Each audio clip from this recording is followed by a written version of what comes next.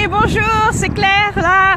Alors, je viens de faire ma vidéo en anglais et on discutait avec plein de gens et ils m'ont dit Claire, il faut absolument que tu commences de faire ta vidéo en français. Alors, je le fais en français. Et oui, Claire, je suis française et j'habite à Jersey maintenant.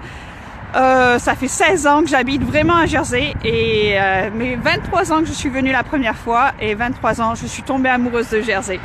Donc maintenant j'habite à Jersey et j'adore cette île et je voudrais vous faire un petit peu partager de mon expérience et puis de cette île magnifique. Regardez ça un petit peu.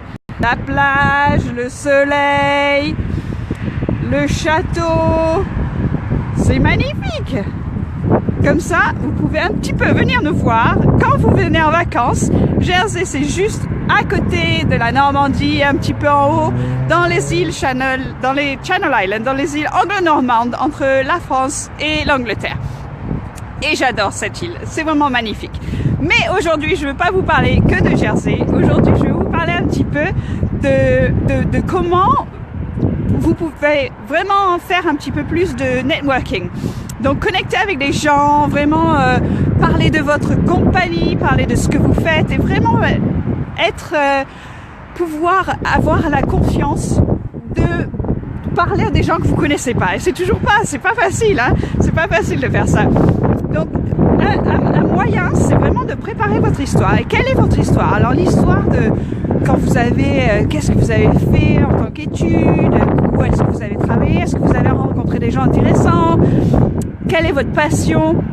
Et donc ça, il faut vraiment prendre le temps de l'écrire. Et c'est votre histoire. Donc l'histoire de votre vie, c'est incroyable, c'est vraiment super.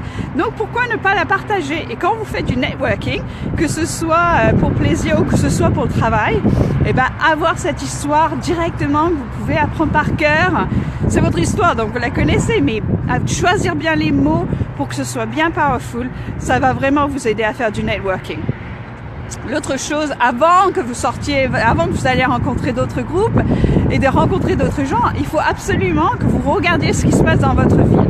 Alors que ce soit sur Twitter, Facebook, regardez ce qui se passe dans le journal et voir s'il y a des news que vous allez pouvoir utiliser et pouvoir engager des conversations pendant votre networking event.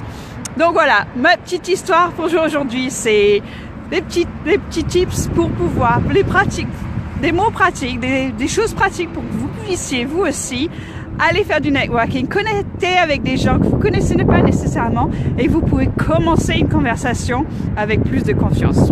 Voilà, mon petit tips pour aujourd'hui. Revenez me voir la semaine prochaine, mercredi prochain à 3h. Je me demande où est-ce que je vais être la semaine prochaine. Faudra venir me voir. Au revoir.